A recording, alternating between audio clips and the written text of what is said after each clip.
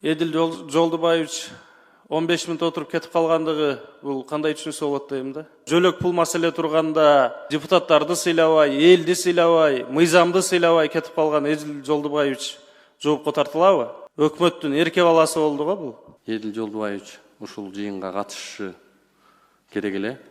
Жогоруда кесиптешибиз туура айтып атат. Эң негизги жыйындан кетип аткандыгы бул ушул тармактагы акыбалдын абалына карата мамиле деп бааласак болот. Чоң рахмат. Урматтуу депутаттар, урматтуу өкмөттүн өкүлдөрү, атайын эки фракциянын жыйыны чогулуп, Эдил Жолдубаевич 15 минут отырып кетип калгандыгы бул кандай түшүнүксө болот дейм да.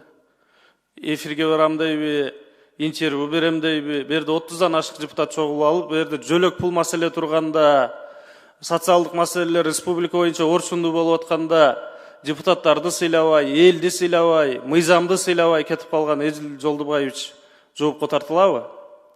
Өкмөттүн эрке баласы болду го бул. Бүт баары Эдил Жолдубаевичка суроо беребиз деп отурушат азыр. 20дан ашык депутат жазылып. Урматтуу өкмөттүн өкүлдөрү, мен сиздерге мына баатыр энелер боюнча сунуш берейин деп турамын. Баатыр энелер канча 75 баатыр эне акча каражатын алып атат деп айттыңыздар, туурабы? Туура ооба, 75. 1000 сом жана 3000 сом алат. 3000 сом бул пенсия албагандар. Эми урматтуу министрликтин өкүлдөрү, бул бизде чындыгына келгенде миңдеген баатыр энелер бар да. Баягы документ иштери оор болгондуктан айыл өкмөткө бар, соцфондко бар, же болбосо ЗАГСка бар, атаңа бар, энеңе бар деген үчүн болгон 75 гана киши баатыр эне ушуларга катталып отурат.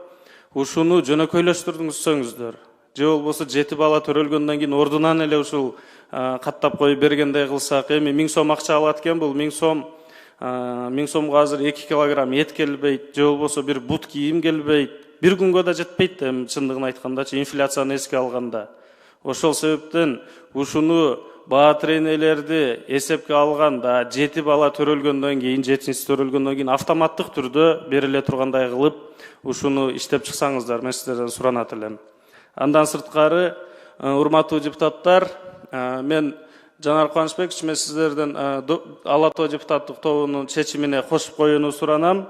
Ушу берилген 1000 сомду 5000 сомго көтөрүү боюнча жана 3000 сомду 7000 сомго көтөрүү боюнча ушуну депутаттык топтун чечимине кошуп коюуну суранам. Анткени эсептелүү эле болуп атат. Ушу баатыр энелерге биз ушуга көңүл бургандан биздин мамлекетибиз эртеңибиздин келечеги көз каранды болот. Чоң рахмат. Чоң рахмат. Сөз Улукбек Карабек уулу сизде. Саламатсыздар, урматтуу кесиптештер, урматтуу өкмөттүн өкүлдөрү. Буга чейинки Эдил Жолдубаевич ушул жыйынга катышышы керек эле. Жогоруда кесиптешибиз туура айтып атат. Эң маанилүү, эң көйгөйлүү, эң ушул жакта элден көп келген кайрылуулар ушул социалдык блокто да. Анан ошонун эң жооптуу адамы бүгүн эң негизги жыйындан кетип аткандыгы бул ушул тармактагы акыбалдын абалына карата мамиле деп бааласак болот. Азыр биринчи пособия боюнча токтололуп, буга чейинки отчетторуңуздарды көрдүк, докладты көрдүк. Мына жерге брошюркаларды таратыпсыздар. Канат Латипжанович, эми мына кагазда жазылып турат да. Ушуну сиз ушул тармактын өкүлү катары, жетекчиси катары кандай баалайсыз? Ушул көппү, азбы ушул талаптар? Бир бетине батпай, экинчи бетине дагы жазыпсыздар да. Бюрократия мына ушул жерде көрүнүп турат да. Кандай дейсиз, ушул бюрократияга киреби? Бүгүн ушул сиздердин эрежелер бюрократиялык көрсөткүчтүн сап башында турат десек болобу ушуну? Улукбек Карабекович, буга чейин мен айтып кеттим. Бул жаат өзү негизи реформа, терең реформага муктаж. Азыр ошонун үстүндө иштеп атабыз. Сиз туура маселени көтөрүп атасыз, мен сиз менен толук менен макулмун. Чогуу ошол реформалардын үстүндө иштеп туруп, бир мындай действенный механизмди иштеп чыксак жакшы болот эле. Мына бул жакта пособия боюнча эң көп кайрылуулардын бири ушул да. Анан бул жерде жазып атасыздар, паспорт, күбөлүк, чет өлкөлүк жарандарга ишеним кат, соттун чечими, ВНЖ жана башка талаптар да. Ушуну кыскартып эле мына санарип деп атабыз. Жөн эле паспорт көлүк жетишсизби мындай? Ушул паспорт көлүк менен эле анан калганын мына түндүк тиркемесин неге пропаганда кылып атабыз? Түндүктү неге биз ар бир мамлекеттик органга киргиздирип атабыз? Ушул түндүк жетишсиз болуп атабы сиздерге? Ушул түндүктөн алып албайсыңарбы ушул тийиштүү керектүү документтердин баары? Негизи азыр сиз айтып кеткен документтердин баары ошо түндүк тиркемесинен эле тартылып чыгарылат. Эмнеге бул жакта талап кылынуучу документтер деп туруп кагаз түрүндө деп талап кылып атасыздар? Жок, маалымат катары ошол жерде жазылат, ушундай документтер керек. Кээ бирлөрү түндүктүн ичинде бүгүнкү күндө тилекке каршы жок, ошондуктан ошол жазылып турат ал жерде. Анда мен сизге так айтайын мына. Азыркы докладыңыздарда 6 айдын ичинде талап кылынып атат. Тийиштүү кагаз түрүндө кайрылуу, туурабы? Туурабы? Арыз. Ушул кандай деп ойлойсуз? Ушу 6 айлык мөөнөт азбы, көппү? Жагдайга жараша болот да. Маселен, мына үй бүлөлөр үчүн, жаңы ушул чет өлкөдө жашаган мигранттар үчүн ушул 6 айлык мөөнөт кандай болот? Кыска маселе эмнеде болот атат? Маселе убакыт тар болуп атат да. 6 айлык учурда эч бир жаран бул мөөнөттө жетишпей атат. Ошон үчүн жеңилдетилип, ушу 6 айлыкка дагы критерий кошуп койбойлубу? Өтө мындай бир жанагындай өзгөчө абалды эске алуу менен айрым учурларда кабыл алынат деген жол. Сиз азыр бала береке боюнча айтып атасыз да. Ооба. Бул бийик тоолуу зоналарда жашаган жашоочуларына төлөнүүчү акча каражат. Андыктан эми сиз азыр айтып атасыз, миграцияда болсо ал автоматически чыгып калып атпайбы? Ал бийик тоолууда болбой эле калып атпайбы? Ал ошол жерде туруп жашаш керек. Бийик тоолуу аймактарда. Анан муну эме боюнча, экинчиси миграция маселеси боюнча негизи Латип Жанович, могу бюрократиялык кагаздарды кыскартыш керек. Эң негизгиси ошол паспорт көлүк менен эле калганын ошо түндүктүн алкагында ишке ашырыш керек деп ойлойм да. Миграция боюнча көптөгөн мигранттар ушул тармакта биздин депутаттар да ушул маселе боюнча айтып кетип атат.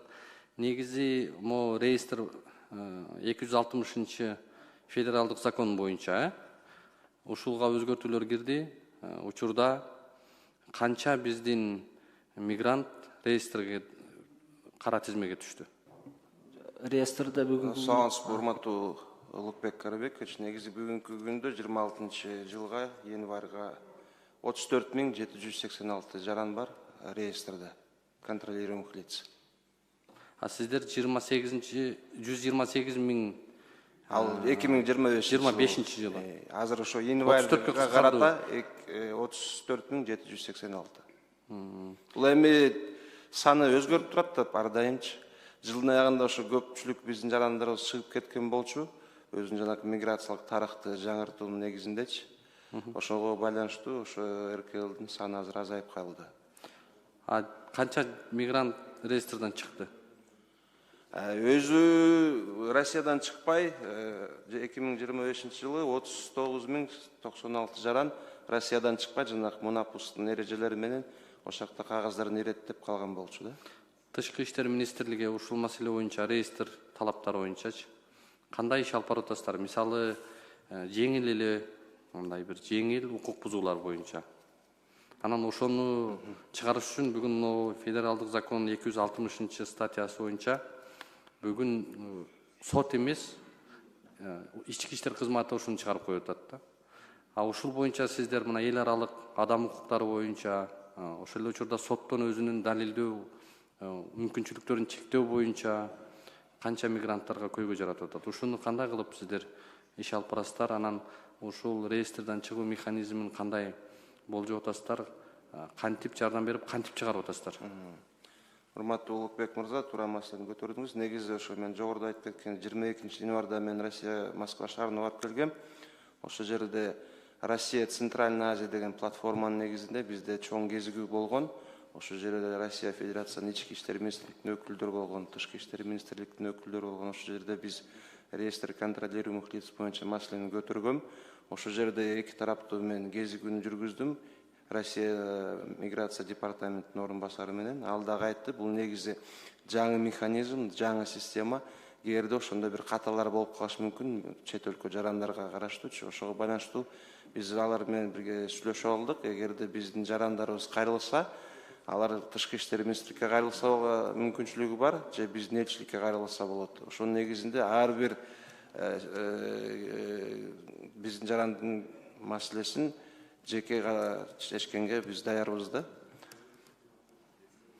Түшүнүктүү. Эми бул тармакта жарандардын көп кайрылуулары, мигранттардын көп кайрылуулары болуп атат. Ошону эске алышыңыздар керек. Жарайт, эске алабыз. Анан дагы бир маселе, мына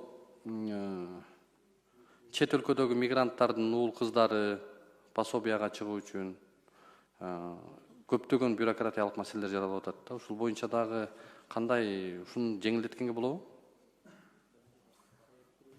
Балдар менен ошол тарапта жүргөндөрдү айтып атасызбы? Ооба. Мисалы үчүн чет өлкөдө ата энеси жүрсө, же болбосо ата энеси эмес, ошол жакта чогуу чет өлкөдө жашаса, бирок жарандыгы бул жакта болгон жарандар. Эми бул жөлөк пул заявительный характердин негизинде бериле турчу каражат законный представителиби же ошо карап отурган адамы кайрылса, талаптарга ылайык келсе, ал чегириле берет. Ал жерде эч кандай эме жок, тоскоолдук. Анан акыркы суроом болсун. Бул жанагы жалпы биздин мугалимдер менен дарыгерлердин айлык маяналары. Ушул боюнча бүгүн ушул дарыгерлер, мугалимдер ГИКтен үй ала алабы? Мүмкүнчүлүгү болобу ошолорго? Мен жооп берип коем. Бул жерде эч ким ГИКтен жок болсо керек. Финансы министринин орун басары да очередке туруп алса болот. Биздин мугалимдер эмне эмес эле, башы биздин өлкөдөгү жарандар. Жок, мен ошо мугалим менен дарыгерлерди айтып атам. Ала алат. Бүгүн эмгек акысы ошого жетеби, өзүнүн айлыгын ала алабы? Эми айлык акы боюнча президенттин айткан нуктубузда азыр 100%ке көбөйтүү боюнча биз иш алып барып атабыз. 1-апрелден баштап көтөрүлөт. Буну эмне үчүн айтып атам? Мисалы, укук коргоо органдарында бүгүн 20 жылдан кийин мына пенсияга чыгат да. Укук коргоо кызматында иштеген биздин жарандар, булар эмне кылып атат? Ошол мотивация болуп атат. 20 жыл чыдап ошол тармакта иштеп пенсияга чыгайын деп атат. Ошону менен пенсияга чыккандан кийин дополнительный айлык акы менен, кошумча пенсиясы менен акча каражаты жакшы болуп атат бул жарандарда, кызматкерлерде. Анан биз мугалимдер жетишсиз деп атабыз, дарыгерлер жетишсиз деп атабыз, айлык майнасын көтөрүшүбүз керек деп атабыз. Бир механизм катары сунуш ушул. Ушул сыяктуу эле мугалимдерди дагы, дарыгерлерди дагы укук коргоо кызматынын өкүлдөрүндөй 20 жылдык бир атайын мөөнөт коюп, аларды дагы пенсияга чыгаруу маселесин сунуштайт элем. Эмне үчүн дегенде, ошол пенсиясына чыккандан кийин өзүнүн кошумча айлык майнасы менен бүгүнкү ошол ГИКтен үй алганга, ошону төлөгөнгө эркин аларда бир мүмкүнчүлүк түзүлөт эле да.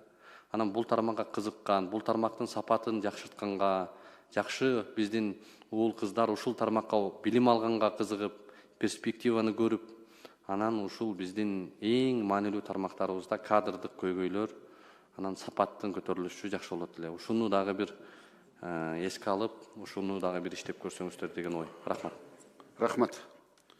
Эми урматтуу депутаттар, биз ушул фракциянын жыйынын өткөрүүнүн алдында жуманын башталышында эле ушул кабинет министринин төрагасынын орун басары Идил Жолдубаевич Байсалов менен сүйлөшүп, анын 10-до жыйыны бар экен, 12-ге деп жылдырып, сүйлөшүүнүн негизинде бүгүнкү жыйынды баштаганбызды. Анан бул жерде урматтуу депутаттарыбыз дагы ар кандай айтып атат. Мына азыр Идил Жолдубаевич түз эфирде жыйынын өтүп атат, 12-де деп, ал 12-ге жылдырганды. Ошондуктан бул жерде ошол эле мына эмгек социалдык камсыздоо министри отурат, анын орун басарлары, ошол өкмөт мүчөлөрү отурат.